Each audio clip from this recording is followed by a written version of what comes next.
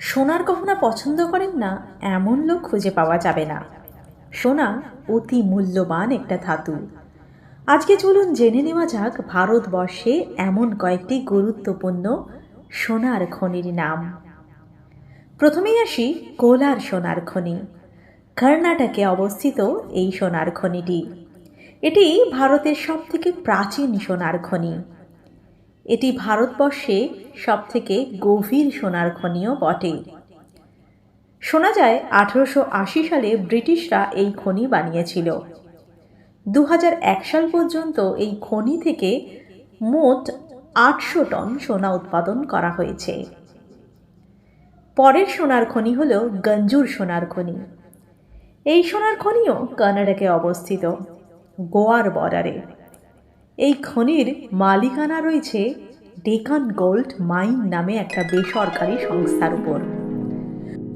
তথ্য থেকে জানা যায় 2022 সালে সোনা উৎপাদন করার কথা ছিল, কিন্তু 2021 সালে খনির মাইনিং লিজ বাতিল করে দেয় সরকার।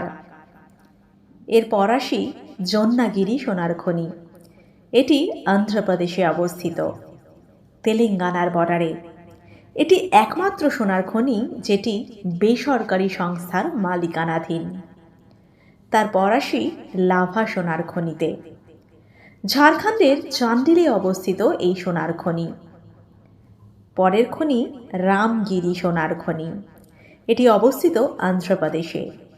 ব্রিটিশরা এই সোনার খনি থেকে প্রচুর পরিমাণে সোনা নিষ্কাশন করেছে।